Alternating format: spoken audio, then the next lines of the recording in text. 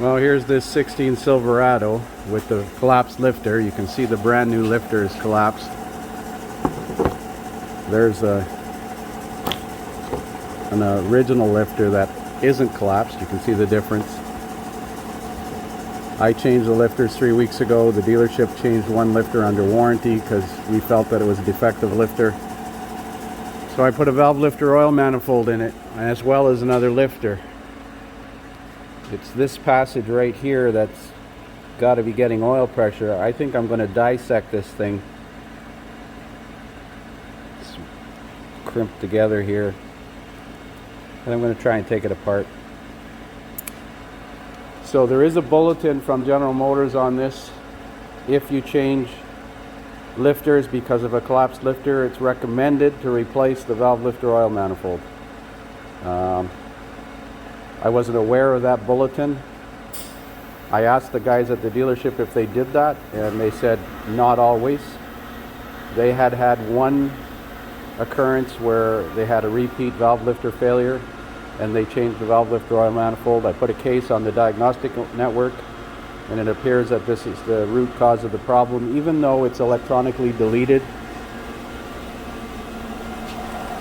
It is back together and running. When run it up to temperature and make sure there's no codes in the computer. So I broke the electrical terminals off because they're welded. Pried this piece off. There's 5 screws that hold the PCV baffle on. Then I used a zip cut blade to cut the aluminum rivets. So now we're going to pry this off of here. It's not meant to be taken apart, that's for sure.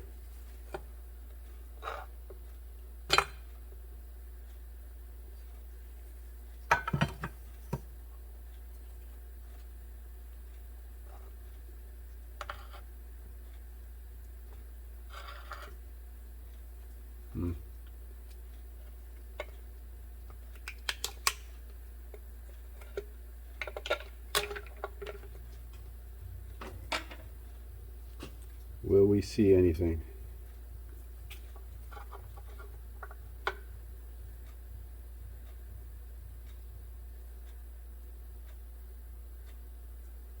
That's the passage.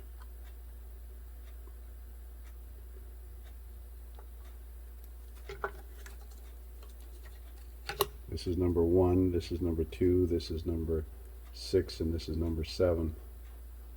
Because this is the back of the engine, this is the front of the engine. So number 6 exhaust is this passage right here.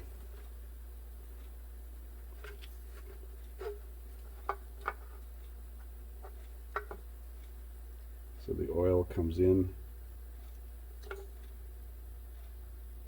from this passage here to this gallery, and if it leaks across somehow, let's get a rag here and wipe this off.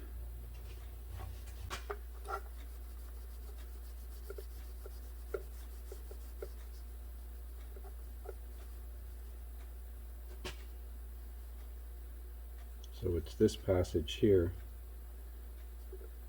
I can't see anything physically wrong with it.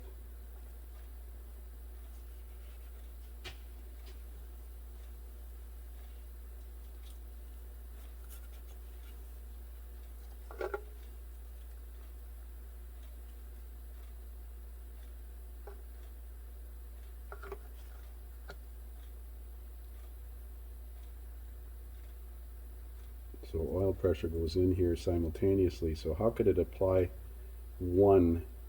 this one? I can't understand how this could cause the problem, but GM's got a bulletin on it that says this is the cause of the problem, and they recommend replacing this anytime you do collapsed lifters.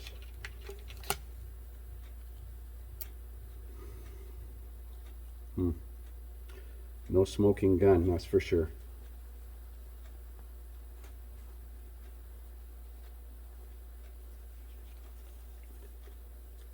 How could it possibly?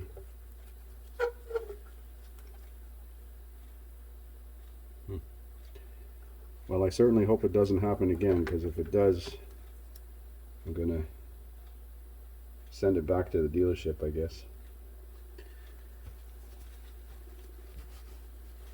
Give me your comments, tell me what you think. So I have another one of these manifolds from another engine that had a collapsed lifter, but it was actually broken. And I put air pressure in this passage, and air pressure came out of each one of these solenoids, but then there was air pressure coming out of the back here, and there's a little tiny bleed hole. You can see it right there. Right there. And air was coming out of that hole, so I thought I'd look at what's on the other side of that. And you can see there's a little screen here, staked in screen, and there is a piece of debris stuck in that screen. Now, could that have allowed it to build up more oil pressure in the, because I think it bleeds a small amount of oil to the lifters anyways, and when these solenoids activate, it sends mainline oil pressure to it.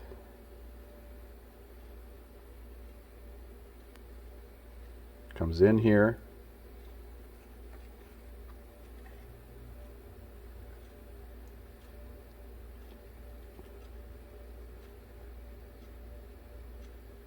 I don't know. I'm at a loss as to how this manifold could possibly cause that problem.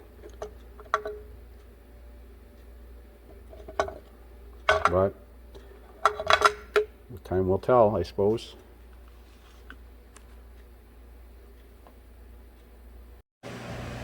I swear I'm going to burn this truck.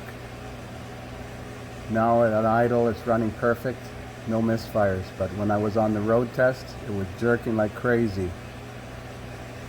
Let's look at the recording.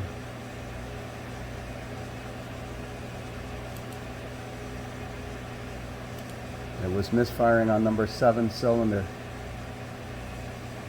Counted a total of 134 misfires on number 7 cylinder. I think these random misfires,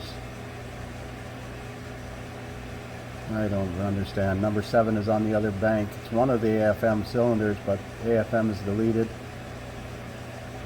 It wasn't a dead miss.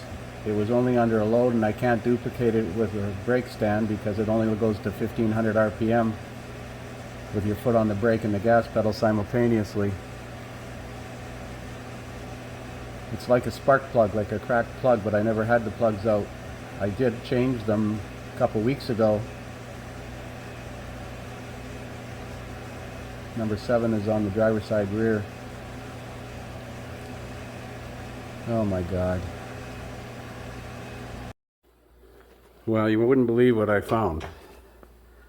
I had the whole right side of the engine apart. I went to take this plug out of number 7 and the spark plug wire was barely on. It was just sitting on there. So I checked them all on this side. Now, I never had these wires off this last time. I did change the plugs a few months ago, or a few weeks ago. Well, 3 weeks ago, but let's hope it's fixed. Well, there's the results of about a 20-kilometer road test. Not a single misfire counted. You have no idea how stressed I was when it started missing on number 7. Being an AFM cylinder, I thought maybe we were going to have to do the other side now. But it appears that the plug wire fell off somehow, or partially came off. I went to pull it out and it was just hanging there. Imagine that. So that's it for now. I don't know if I ever want to do another one of these things, considering my first one didn't work out so good. Thanks for watching.